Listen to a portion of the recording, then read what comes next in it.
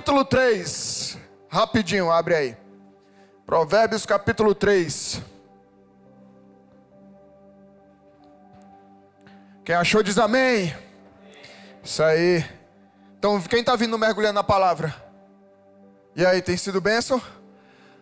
Ontem foi oração, Ravi? E aí?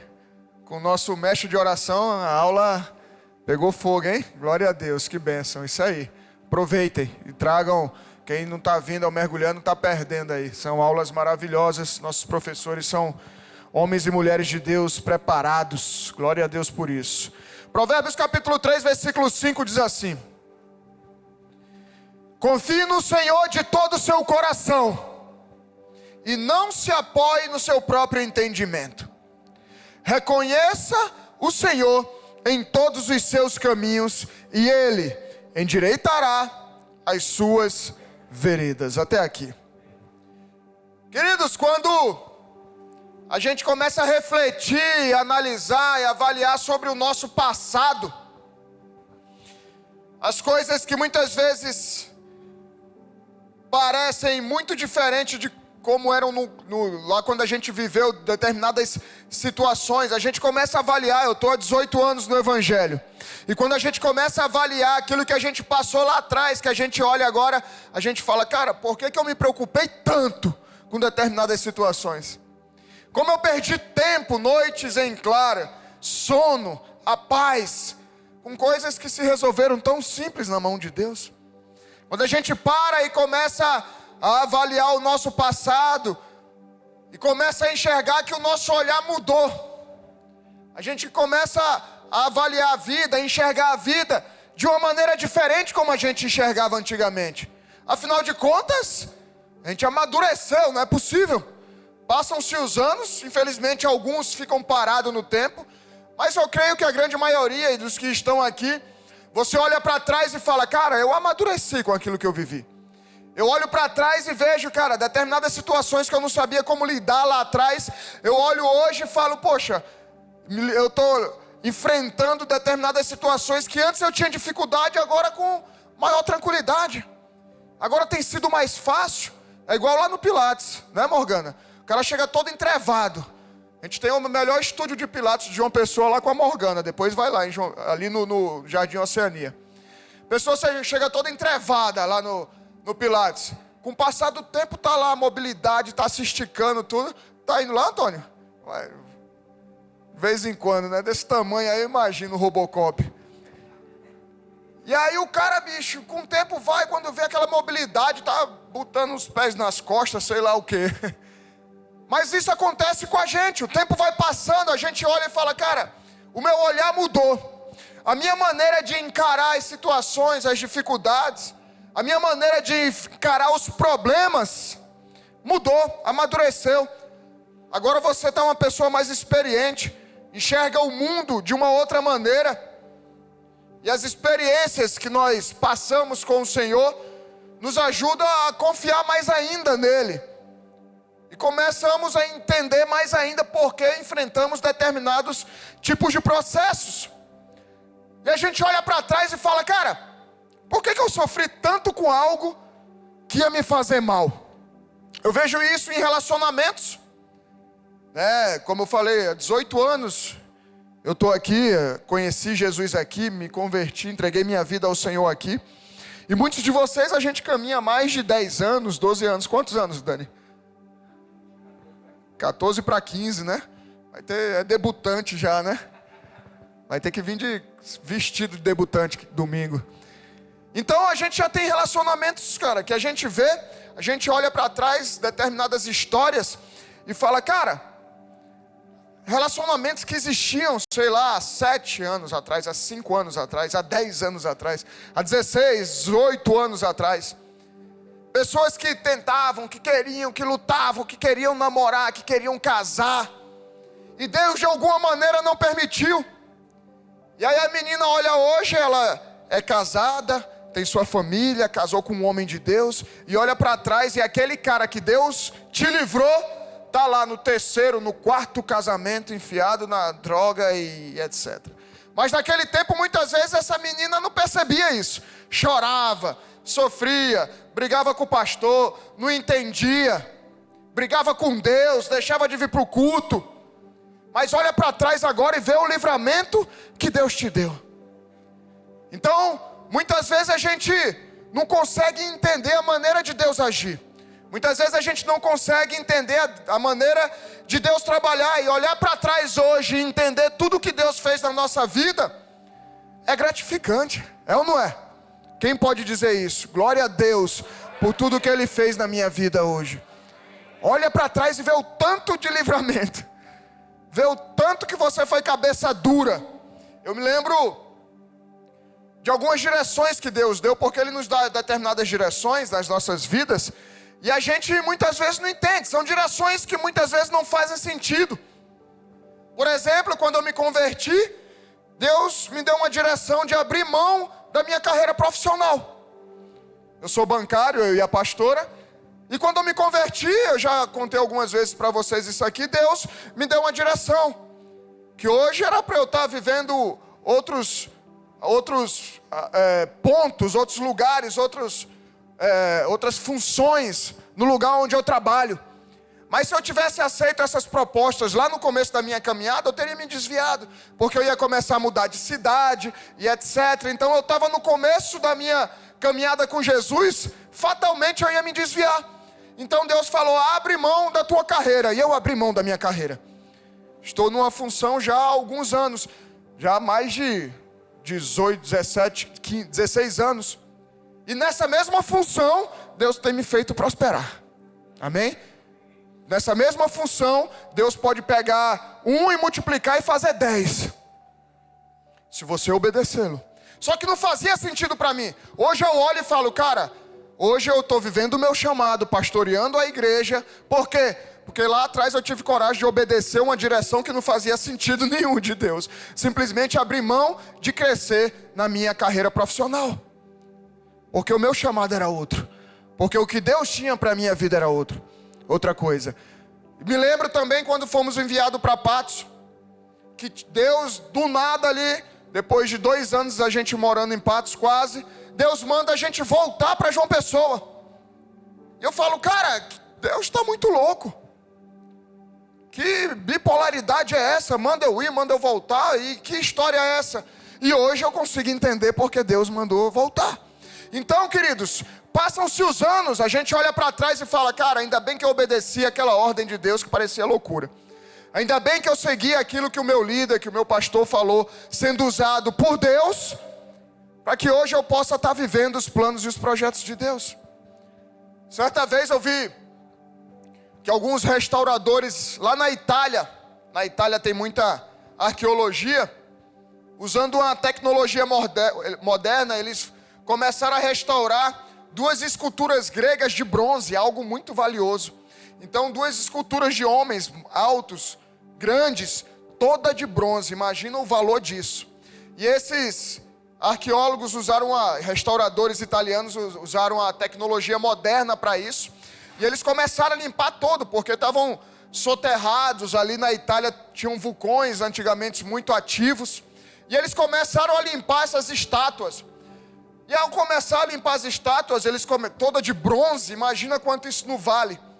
E era um bronze maciço, porque era muito pesado. E eles começaram a usar uma mini câmera para ir vendo por dentro, porque era preciso limpar por dentro dessas estátuas. E ao limpar por dentro, a surpresa deles, ao invés de bronze, era só argila por dentro. Era só lama por dentro, ou seja, não era tão valioso assim. Aquilo que parecia ser tão valioso, não era tão valioso assim por dentro. Por fora era bronze, mas por dentro era só barro, era só argila. E aquele peso todo, e aquele valor todo que parecia ter, era só ilusão. Porque as estátuas eram ocas por dentro. A história de Israel, do povo de Deus, também parece muitas vezes com essas estátuas. O reino do norte, em determinado momento ali, depois de Davi, de Salomão, e aí depois de Salomão, a partir dos seus filhos, o reino Israel, o país, se divide em 2, reino do norte e reino do sul. Reino do norte com o nome Israel, reino do sul com o nome de Judá. E aí, em determinado momento, esse reino do norte, na época do profeta Oséias, era muito semelhante àquelas estátuas gregas. Exteriormente, tudo parecia bastante sólido. Parecia um reinado bonito, o reino do norte, a coisa mais linda. A nação desfrutava de um período de prosperidade material sobre o reino de Jeroboão. Foi quando Oséias iniciou ali no século 8 a.C. seu ministério profético. Da mesma forma, a situação de Israel, a situação militar, estava estável, uma vez que o Império Assírio, a leste de Israel, havia abandonado seus planos de expansão, de tentar invadir Israel, coisa que acontece depois. Mas por baixo da superfície, no âmago da nação de Israel, no reino do norte, por dentro, eles estavam se corroendo. Era como aquelas estátuas. É como se Deus tivesse pego uma mini câmera, como aqueles restauradores da Itália, e começaram a passar por dentro do reino do norte, por dentro de Israel, até a alma daquele povo, que começou a expor um adultério espiritual daquele povo. Eles haviam se afastado de Deus, eles haviam quebrado sua aliança. O julgamento era iminente, a qualquer momento a mão de Deus ia pesar sobre aquele povo. Contudo, Deus também lembrava das suas promessas a Abraão e a Davi, que um dia, apesar do pecado, ele restauraria aquele povo. E o profeta Oséias foi contemporâneo ao profeta Amós, Isaías, Miqueias, Jonas. E ele profetizava na região de Samaria, que era a capital do reino do norte. E Deus dá uma ordem um tanto quanto inusitada e incomum ao profeta Oséias em meio a esse povo corrupto e adúltero. Oséias capítulo 1, abre tua Bíblia. Quero ver achar rápido aí, na Bíblia, não no celular. Quero ver se o mergulhando está funcionando. Quer dizer, não tem aula de índice, né? Mas tem que estar lendo a Bíblia, não é, Edson? Não é não? Oséias capítulo 1, quem achou? Deus dá uma direção tanto inusitada e incomum a Oséias. Oséias capítulo 1, versículo 2 diz assim: quando pela primeira vez o Senhor falou por meio de Oséias, então Oséias estava começando aqui o seu ministério profético. O Senhor lhe disse: vá e case com uma prostituta.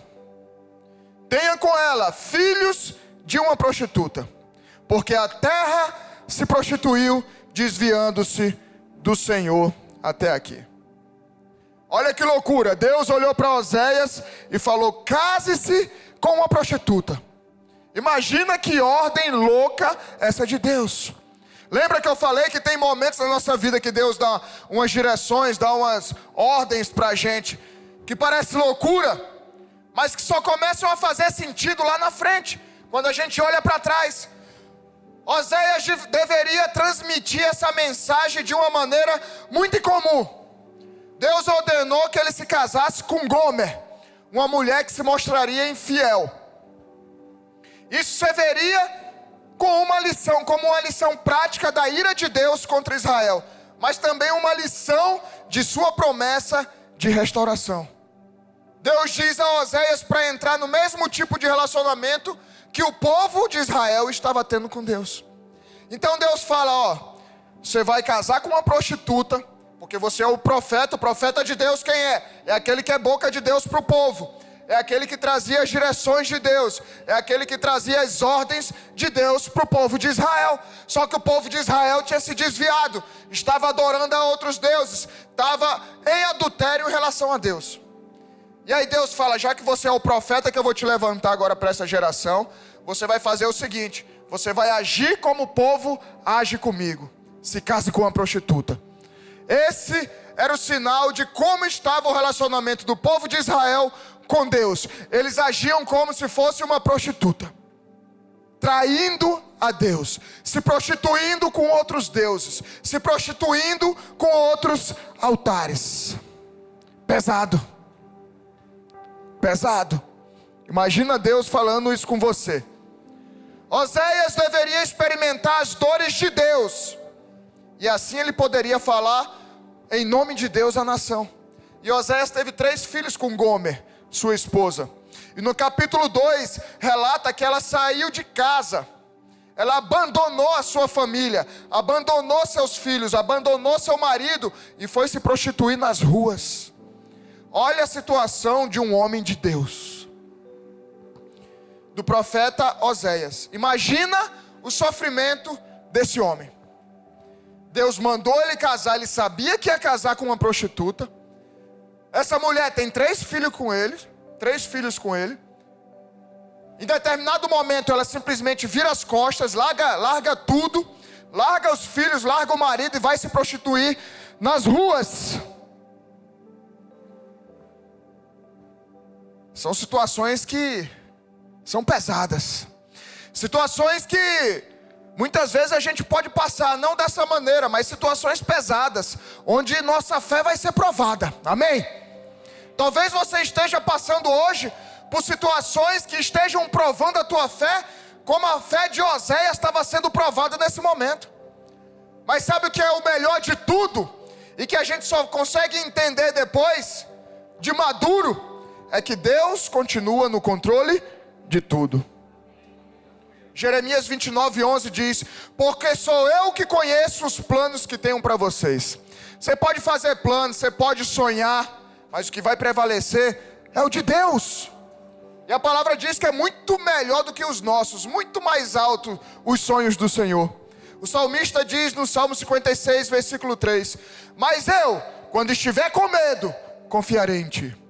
Eu já falei para vocês, esse salmo está no meu celular. Todo dia às 5 horas da manhã, ele brilha no meu celular e eu acordo com ele no meu celular para ir treinar. Mas eu, quando estiver com medo, confiarei em Ti.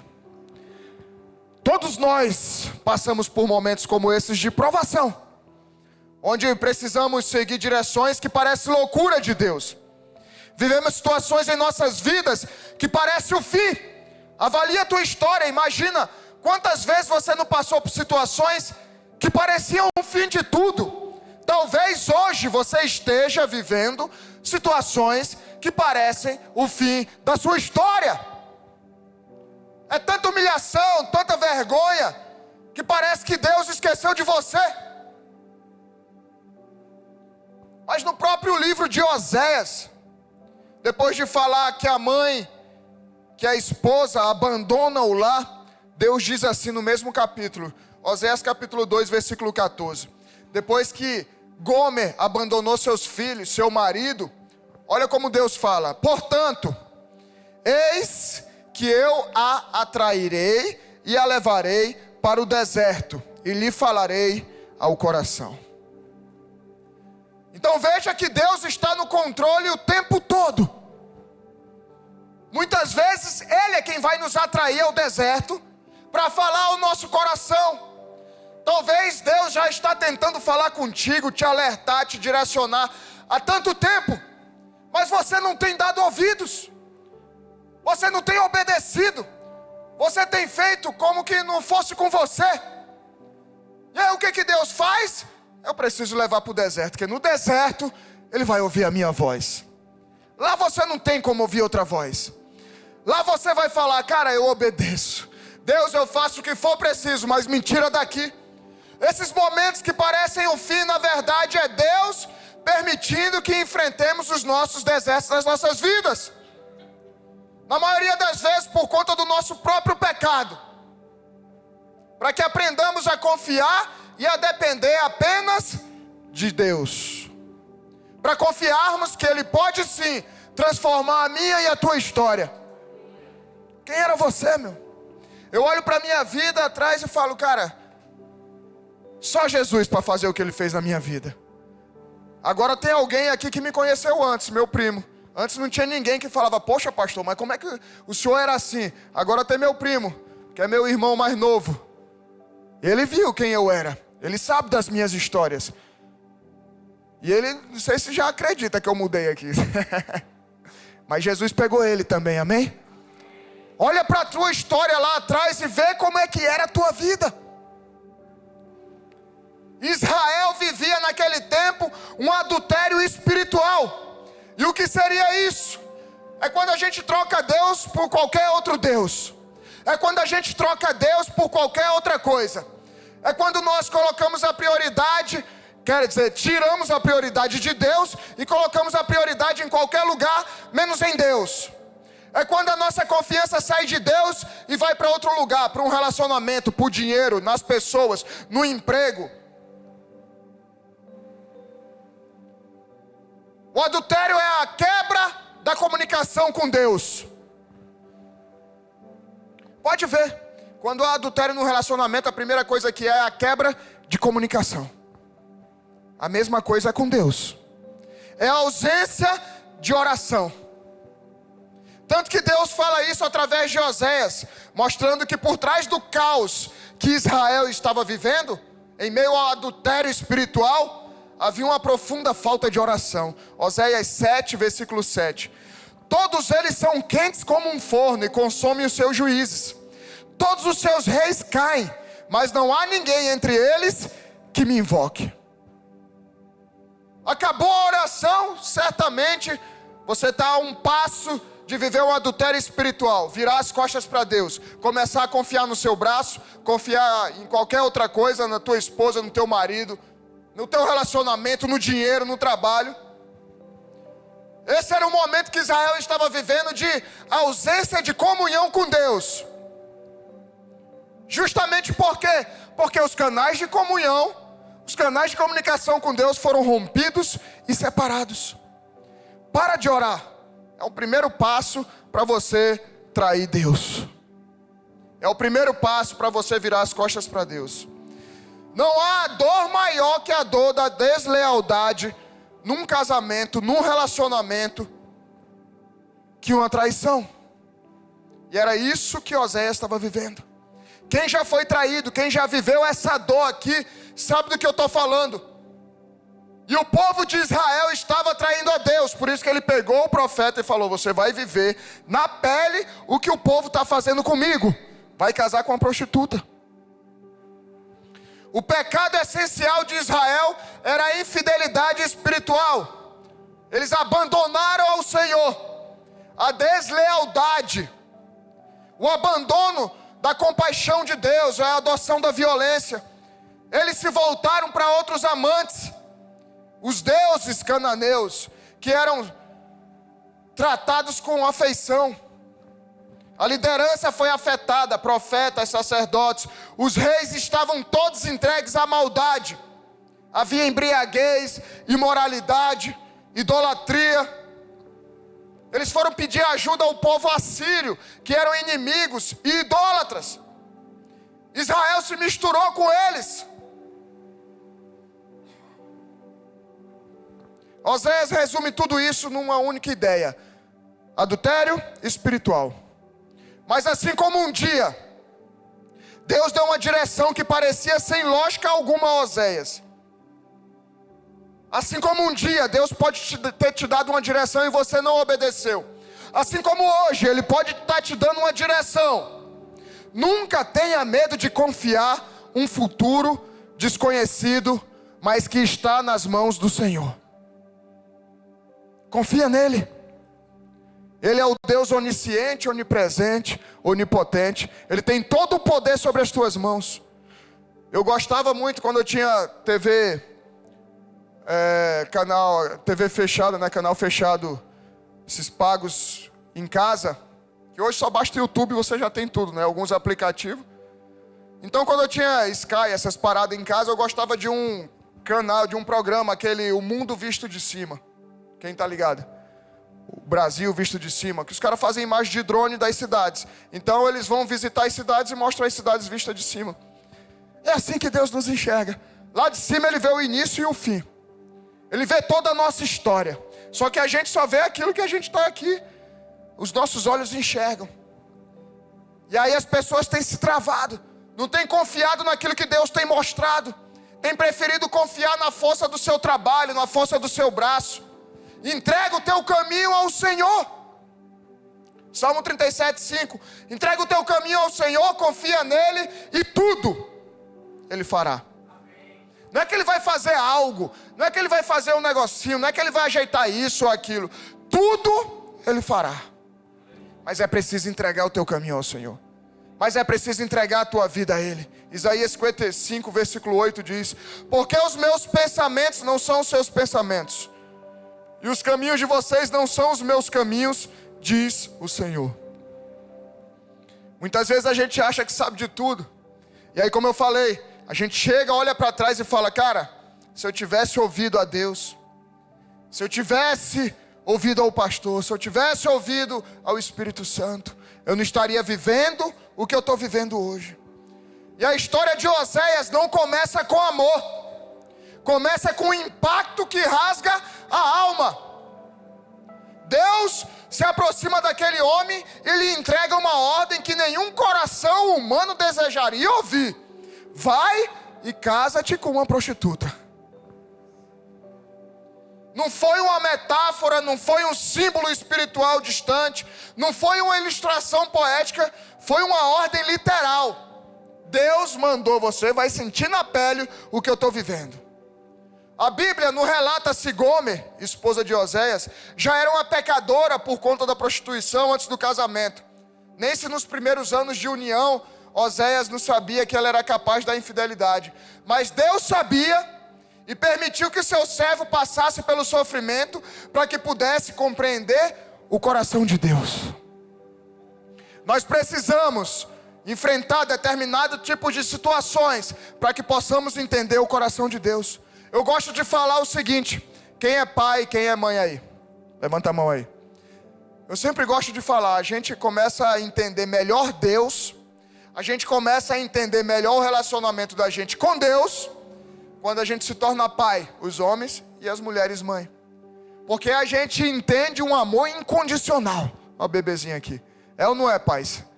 É um amor que não existe explicação. Você pode ter um filho, 2, 3, 5, como eu tenho. Mas é um amor inexplicável. A gente dá a vida pelos nossos filhos. Mas esse amor também nos leva a corrigir, a sermos duros. Mas é por amor. E aí a gente começa a entender melhor como é que é Deus. Você acha que Deus vai te abandonar? Nunca. Você não abandona seu filho.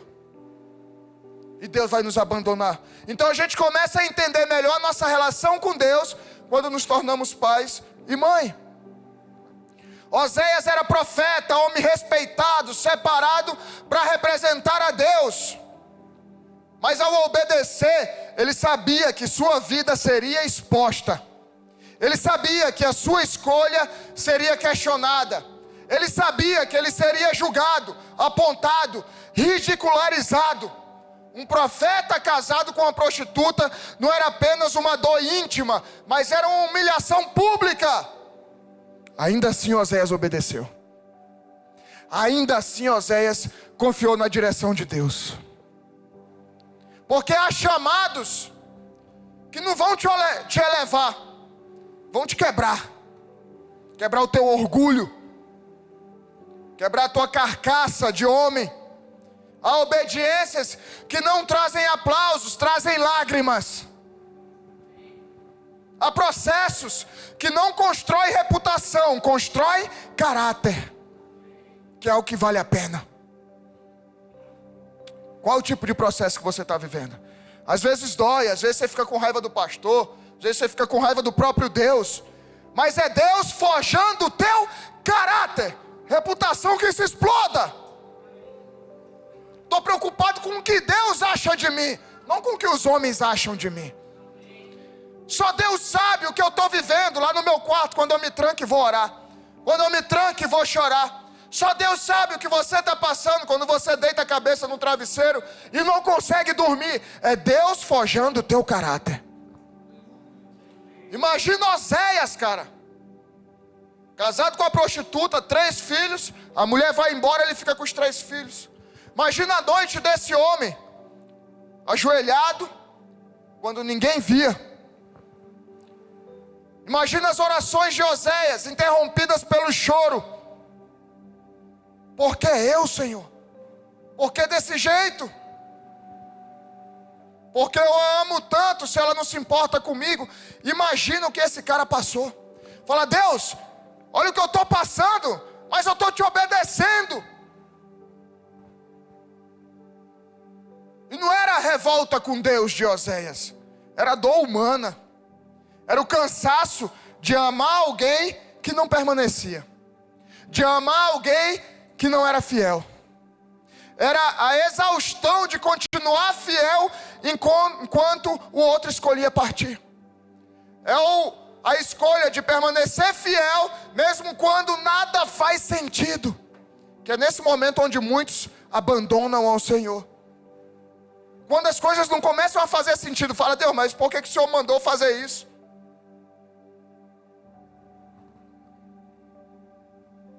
Quantos hoje vivem nesse mesmo lugar?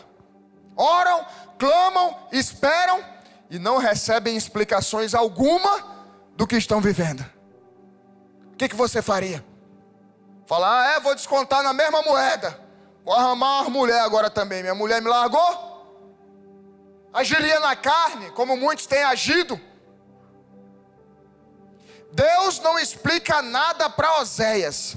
Deus apenas o sustenta. E é isso que Ele faz com a gente. Muitas vezes Ele não vai explicar não, cara. O que Ele quer da gente é obediência, fé. Mas Ele vai nos sustentar. Ele vai nos guardar, Ele vai nos proteger. Porque o Deus que envia é o Deus que sustenta. É o Deus que guarda. É o Deus que continua a fazer milagre. Haviam crianças naquela casa. As crianças não tinham nada a ver com o pecado dos adultos. Crianças que deviam perguntar, cadê minha mãe? Sentiam falta da mãe. Esperavam a mãe voltar para casa.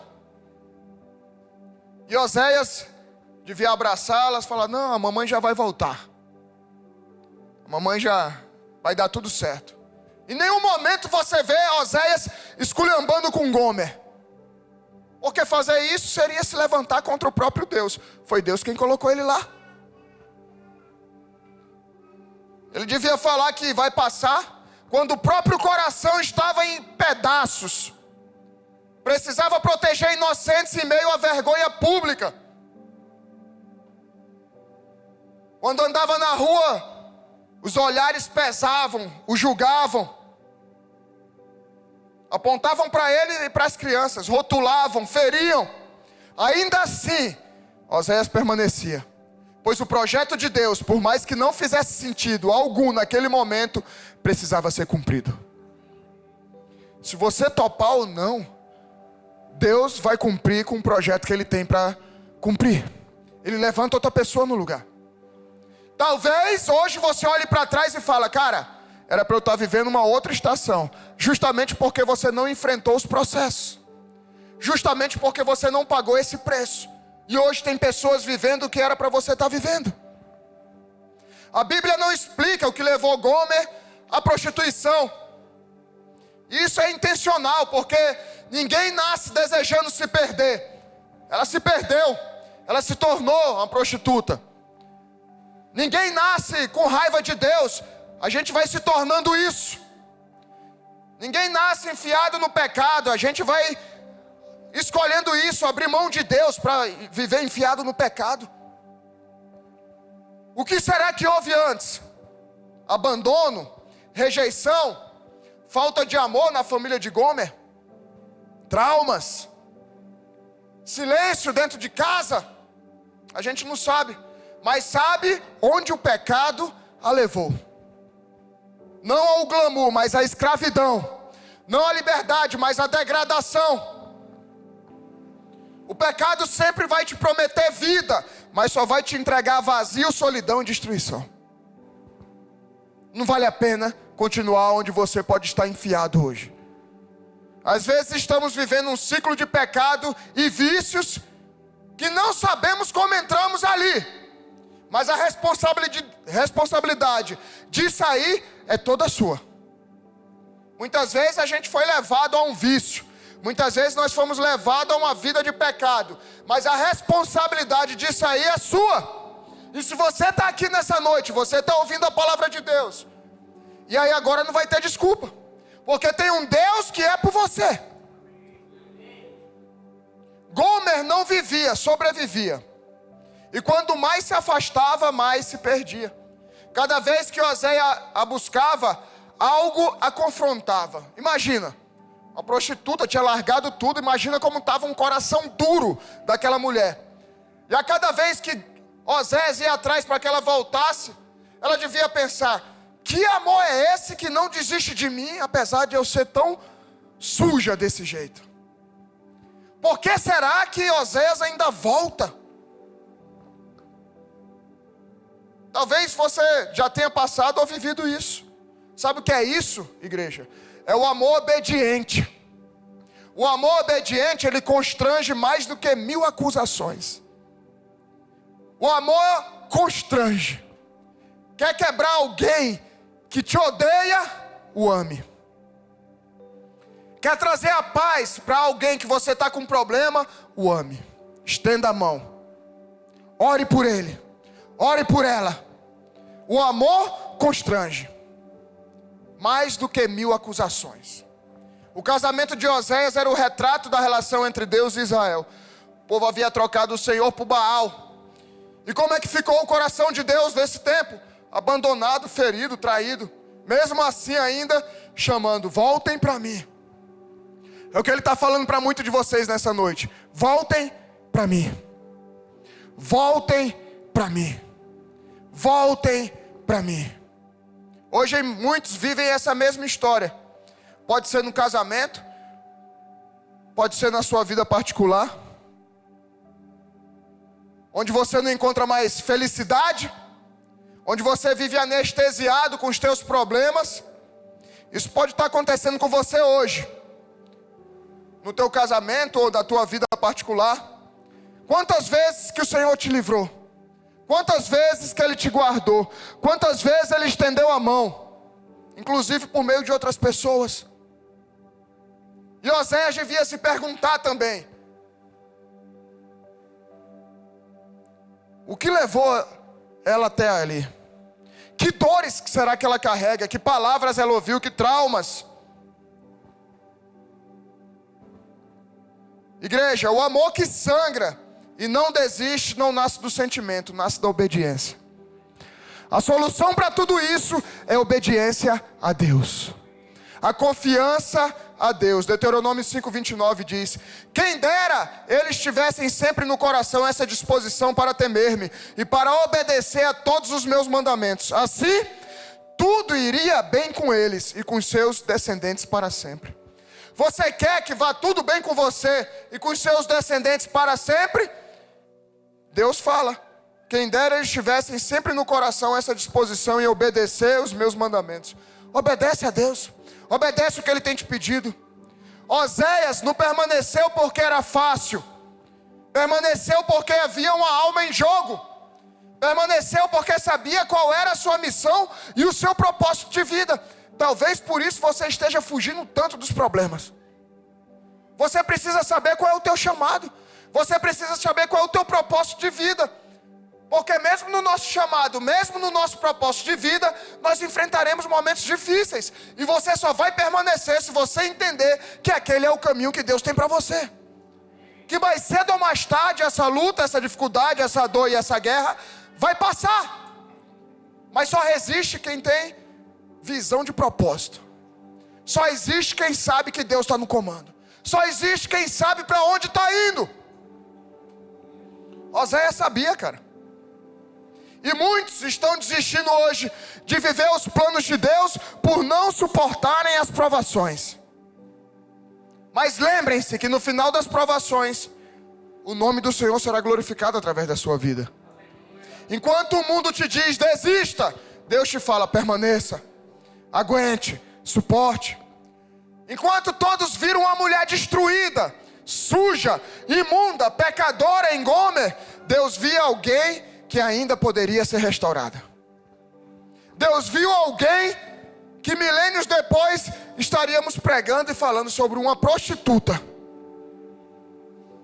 Talvez hoje você esteja exatamente nesse lugar, cansado, ferido, humilhado, tentando entender por que Deus não arrancou você dessa história que você vive hoje. Porque ainda dói, porque ainda pesa, porque ainda sangra. Talvez Oséias em algum momento se perguntou: por que continuar lutando por Gomer? Talvez você esteja se perguntando hoje ainda: por que continuar lutando pelo meu casamento? Por que continuar lutando por esse emprego? Por que continuar lutando por essa vida? Por que continuar lutando contra essa doença? Por que continuar lutando? Talvez você tenha entrado aqui nessa noite com isso. Por que continuar lutando?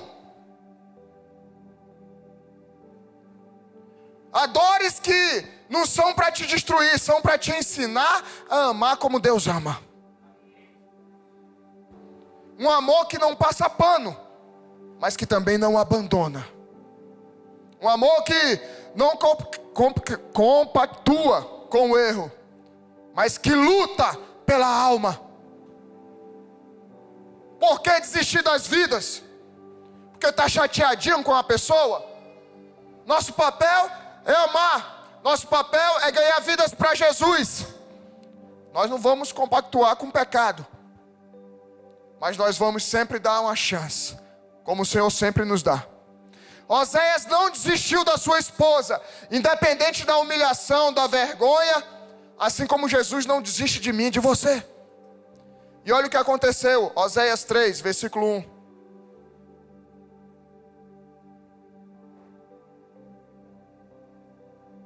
Deus manda Oséias ir atrás de Gomer novamente. Oséias 3, versículo 1 diz assim: o Senhor me disse: vá outra vez e ame uma mulher que é amada por outro e é adúltera, assim como o Senhor ama os filhos de Israel, embora eles olhem para outros deuses e amem bolos de passas. Assim comprei-a por 15 peças de prata. Ele comprou por 15 peças de prata e 150 quilos de cevada Gomer de volta. E eu disse a ela: você vai ficar comigo por muito tempo. Você não deve se prostituir, nem se entregar a outro homem. Eu farei o mesmo em relação a você, porque os filhos de Israel ficarão por muito tempo sem rei, sem príncipe, sem sacrifício, sem coluna, sem estola sacerdotal ou ídolos do lar. Depois, os filhos de Israel voltarão e buscarão o Senhor seu Deus e Davi seu rei. E nos últimos dias, tremendo, se aproximarão do Senhor e da sua bondade. Deus falou: Oséias, volta lá, vai lá no prostíbulo e compra tua esposa de volta. Ele foi lá e comprou a mulher que ele ama de volta. Mesmo depois de tudo, Deus manda Oséias voltar lá novamente. Não para confrontar, não para humilhar. E ele tinha razões para isso. Ele não estaria errado aos olhos humanos se ele o fizesse. Mas Deus não mandou ele lá para afrontar, apontar o dedo, mostrar que ele era melhor que Gomer. Mandou lá para resgatar Gomer. Porque Deus deu o seu único filho, para que todo aquele que nele crê não pereça, mas tenha a vida eterna. Foi o mesmo que o Senhor fez conosco. Ele não precisava fazer isso, mas Ele mandou o seu único filho para morrer por mim e por você. Não para nos humilhar, não para apontar o dedo na nossa cara, mas para nos resgatar, como Oséias fez com Gomer. Oséias paga por alguém que já havia sido sua esposa, mas tinha o abandonado, tinha virado as costas para ele, tinha o humilhado. Ainda assim ele pagou um alto preço por ela. Foi comprar de volta quem estava perdido. E isso não é romantização da dor, é revelação do caráter de Deus. Oséias não salva Gomer, Deus salva. Oséias obedeceu a Deus. Através da tua vida outros podem ser salvos. Você talvez tenha sido salvo através da obediência de outras pessoas. E aqui a gente vê o tema central do livro de Oséias: a redenção e a graça de Deus. Gomer foi comprada de volta por moedas. Nós fomos comprados pelo sangue do Cordeiro. 1 Pedro 1,18. Sabendo que não foi mediante coisas perecíveis, como prata ou ouro, no caso de Gomer, que vocês foram resgatados da vida inútil que seus pais lhe legaram, mas pelo precioso sangue de Cristo, como que de um cordeiro sem defeito e sem mácula. O que Oséias fez por Gomer é o que Jesus fez por nós. Nós nos prostituímos espiritualmente, viramos as costas para Deus, e ainda assim Ele enviou seu Filho para morrer por mim e por você, para nos resgatar. Esse é o amor pulsante e inabalável, que brota de um coração quebrantado. Deus escolhe nos escolher, mesmo quando o rejeitamos. Não há abismo em que possamos afundar sem que Ele nos encontre e busque nos conduzir a um relacionamento com Ele. Você pode se esconder onde você quiser, lá Ele vai te encontrar. Você pode fugir para onde você quiser, Ele vai te trazer para perto. Romanos 3, 23. Todos pecaram, mas são justificados gratuitamente pela graça, pela redenção em Cristo. Ele nos resgatou. Nós éramos Gomer, e Ele se humilhou e derramou sangue por nós. Romanos 5, 20. Onde o pecado abundou, a graça superabundou. Quem éramos nós antes de Jesus? Pecado. Mas onde tinha muito pecado, agora está superabundando de graça. 2 Coríntios 12, 9. A minha graça te basta. Pronto. A minha graça te basta. É tudo o que nós precisamos, porque o meu poder se aperfeiçoa na nossa fraqueza. Quando somos fracos, é que somos fortes. O poder de Deus se aperfeiçoa na nossa fraqueza. O problema é que tem gente que acha que é mais forte que Deus, não reconhece que é fraco. Pessoas que enfrentam, como eu enfrentei lá no começo, há 18 anos, síndrome do pânico. E principalmente para um cristão, a gente vê muitas vezes os crentes acham que, meu Deus, eu não posso adoecer. Aí o cara acha que é fraco porque tem síndrome do pânico, ansiedade, e não admite as suas fraquezas, além de outras fraquezas. Qual é a tua fraqueza?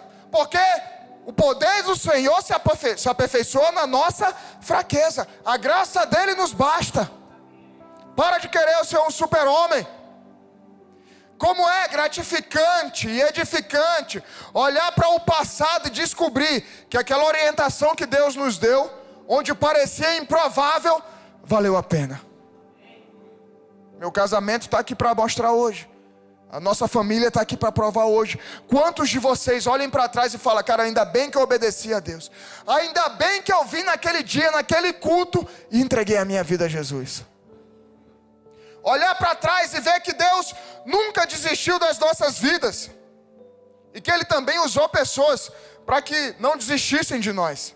Se hoje você se vê em Oséias, não endureça o seu coração. Se por acaso você é o Oséias hoje, onde você está sendo traído, onde você está sendo humilhado, onde você está sendo provado, não endureça o seu coração. Perdoe, ame, dê sempre mais uma chance. E se você se vê em Gomer, não tenha vergonha, não se esconda mais, recomece a sua vida. A graça do Senhor te basta. Porque existe um limite para toda fuga, mas a graça de Deus está disposta a te regenerar. Você é precioso, você é preciosa. Você não vai conseguir continuar fugindo até o final. Ele vai te pegar. Por mais que você continue fugindo, Ele vai te pegar. O amor de Deus não é confortável, é confrontador. Ele expõe, dói, quebra, humilha o orgulho, mas o amor de Deus salva. Salmo 130, versículo 7. Espere, Israel, no Senhor, pois no Senhor há misericórdia. Nele temos ampla redenção. Espera no Senhor, a redenção virá. É Ele quem redime Israel de todas as suas iniquidades. Como eu sempre falo, espero o mundo dar só mais uma volta. Que nessa noite você tome uma decisão de não desistir daquilo que Deus não desistiu. da sua própria história. O louvor já pode se colocar aqui. Que nessa noite você tome a decisão de parar de fugir. Que nessa noite você tome a decisão de voltar. Porque quando o amor sangra diante de Deus, ele não morre, ele transforma. E aquilo que parecia o fim, se torna o início de uma redenção, que só o céu podia escrever. A minha e a tua história, meu. Imagina, olha para trás. Só Deus acreditava, só Ele poderia escrever o que nós estamos vivendo hoje. Ou se você ainda não está vivendo isso, permaneça fiel. Só permanecendo você vai ver que só Deus pode escrever um capítulo novo na tua história, quando você achava que teu livro tinha chegado ao final. E aquilo que parecia o fim se torna o início de uma redenção. Quando você pensar em desistir, lembre-se, você é o espelho que reflete Cristo na vida de alguma Gomer por aí. Tem alguma pessoa que se inspira e se espelha em você. Você precisa refletir Jesus, porque tem alguém olhando para você. Você pode até amar aquele que está no pecado, assim como Gomer esteve, mas Deus ama muito mais.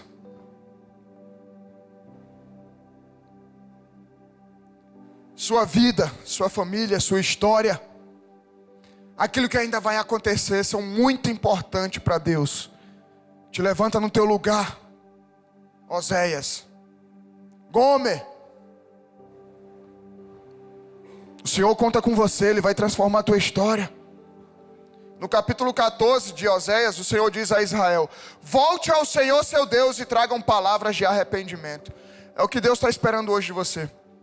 Palavras de arrependimento. Mas mais que palavras, atitudes de arrependimento. Se levante, o Senhor será glorificado através da mudança na tua vida. Você precisa crer e ser transformado, mas existem pessoas que estão aguardando você se posicionar. Há pessoas hoje que estão dependendo do teu posicionamento para conhecerem a Jesus. E no final, sabe o que Deus diz? Lá em Oséias 11, versículo 8. Como é que eu poderia desistir de vocês? Olha o que Deus fala. Como é que eu poderia desistir de vocês? Em outras versões diz: como é que eu poderia abandoná-los? É o que Ele está falando para você nessa noite. Como é que eu poderia desistir de você, meu irmão? Como é que eu poderia desistir de você, minha irmã? Jamais abandonaria você. Feche teus olhos, curva a tua cabeça. Como é que eu poderia